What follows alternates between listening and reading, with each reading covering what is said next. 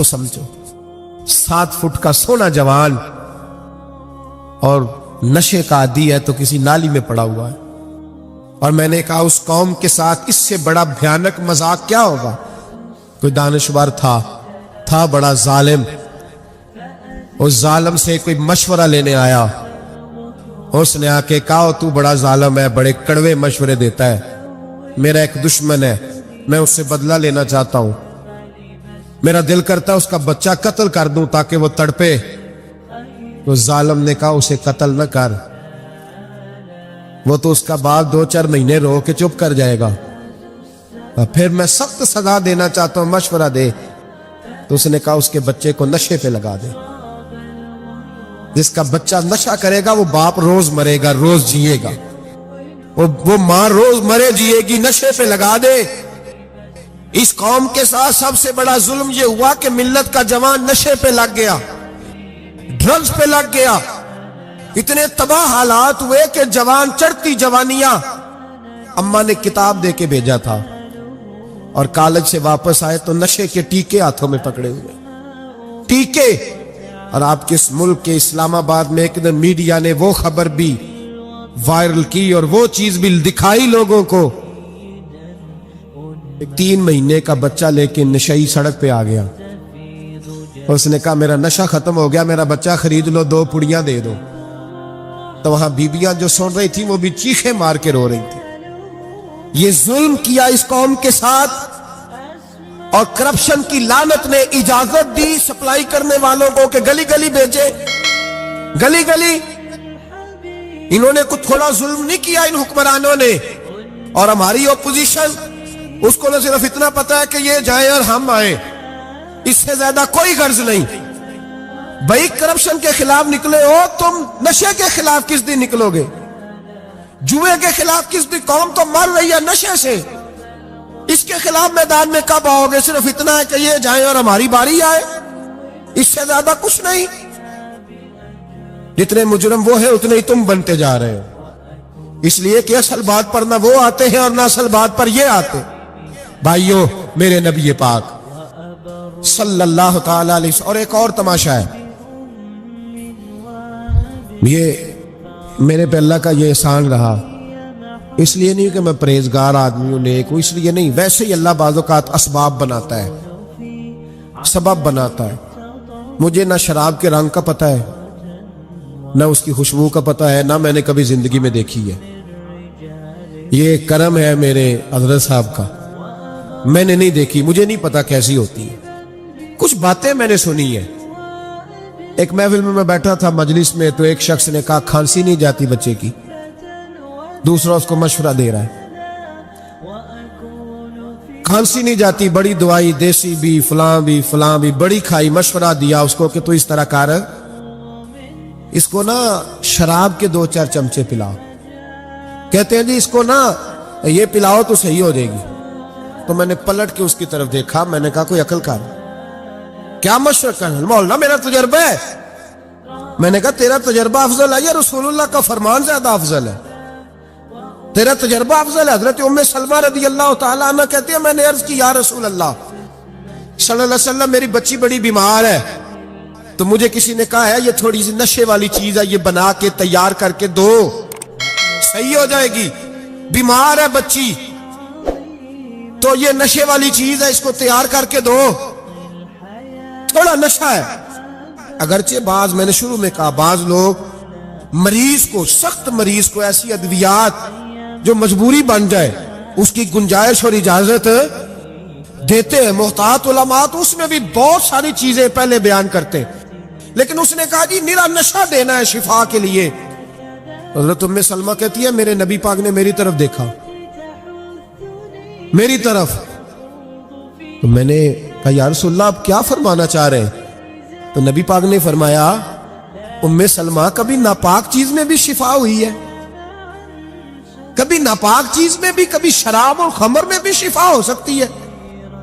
شفا رب کریم نے رکھی ہے پر شہد کے اندر رکھی ہوئی ہے, شفا اللہ نے رکھی ہے قرآن مجید میں رکھی ہوئی ہے.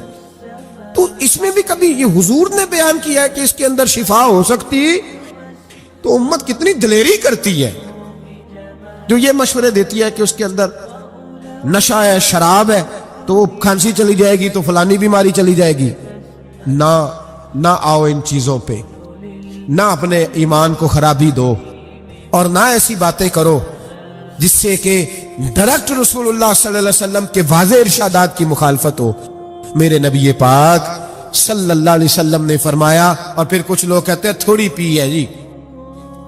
اب تو میں تجزیے میں پڑھ رہا تھا کہ ایسی شراب ایجاد ہو گئی ہے، لوگ شراب پیتے ہیں اور وہ مست بھی رہتے ہیں، کار بھی چلاتے رہتے ہیں، کہتے ہیں جی نہیں ہمارا ذہن معاف نہیں ہوا تو یہ والی صحیح ہے، نشہ نہیں لاتی۔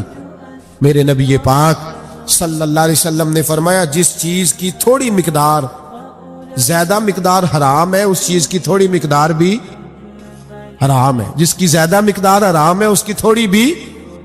تو خمر اور شراب اگر فل پینا جائز نہیں تو تھوڑی پینا بھی جائز ہے، یہ حرام ہے اور حرام تھی اور قیامت تک حرام ہی رہے گی۔ میرے نبی پاک صلی اللہ علیہ وسلم نے منع کیا اور حضور نے اظہار ناپسندیدگی فرمایا، فرمایا 40 دن تو عبادت ہی قبول نہیں ہوتی شراب پینے والوں جب تک سچی توبہ نہ کرے۔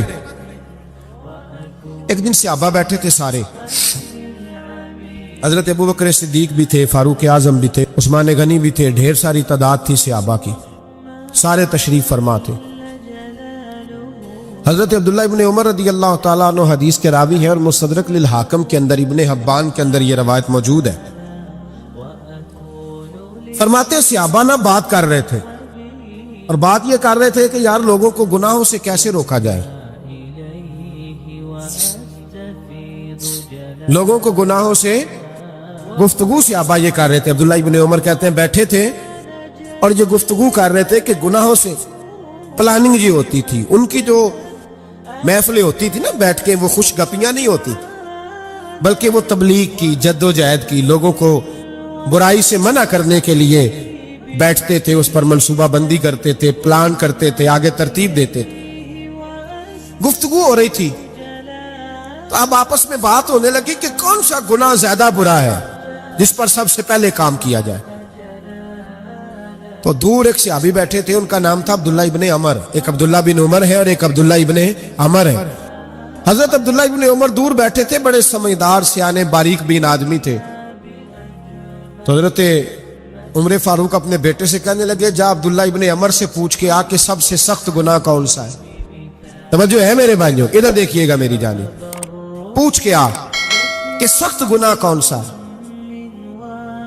عبداللہ بن عمر رضی اللہ تعالیٰ عنہ کی خدمت میں جب عبداللہ ابن عمر گئے تو جا کے کہنے لگے کہ صحابہ پوچھتے ہیں کہ آپ نے زیادہ وقت گزارا ہے نبی رحمت صلی اللہ علیہ وسلم کے پاس، تو بتلائیے برا گناہ کون سا ہے، سب سے سخت گناہ، تاکہ سب سے پہلے اس پر پابندی لگائی جائے، اس پر محنت کی جائے۔ تو حضرت عبداللہ ابن عمر کہنے لگے صحابہ کو جا کے بتا دو کہ سب سے برا گناہ شراب پینا ہے، سب سے برا گناہ، اور یہ ام الخبائث ہے، برائیوں کی جڑ ہے، گناہوں کی ماں ہے، یہ بنیاد ہے، باقی گناہ اسی سے شروع ہوتے ہیں۔ کہتے ہیں میں نے آ کے بتایا تو حضرت ابوبکر صدیق رضی اللہ تعالیٰ عنہ، سیدنا فاروق اعظم کہنے لگے خود جاتے ہیں، ان کے پاس خود جاتے ہیں، چونکہ ہم نے بات سننی ہے، ہم خود جاتے ہیں اور ان سے جا کر کے سوال کرتے ہیں کہ اگر آپ کو اس تفصیل کا پتہ ہے نا تو اس کے پیچھے بھی کوئی تفصیل ہوگی جو میرے نبی پاک نے بیان کی ہوگی صلی اللہ تعالی علیہ وسلم، اس تفصیل کا بھی آپ کو پتہ ہوگا جو نبی پاک نے بیان کی ہوگی، اس بات کے پیچھے جو بیک گراؤنڈ ہے، جو پس منظر ہے۔ فرماتے ہیں کہ ہم اٹھے، عبداللہ ابن عمر کے پاس گئے، ان سے جا کے پوچھا کہ جناب آپ نے یہ تو فرمایا ہے شراب ام الخبائث ہے، تو اس کے پیچھے پس منظر کیا ہے؟ تو عبداللہ ابن عمر کہنے لگے یہ میں نے اپنے پاس سے نہیں کہا، یہ میں نے نبی پاک سے سنا ہوا ہے۔ حضور سید عالم صلی اللہ علیہ وسلم بیٹھے تھے تو حضور نے فرمایا شراب، یہ نشہ، یہ برائیوں کی ماں ہے۔ اور پھر حضور نے ایک مثال بیان فرمائی، نبی رحمت علیہ السلام نے فرمایا بنی اسرائیل کا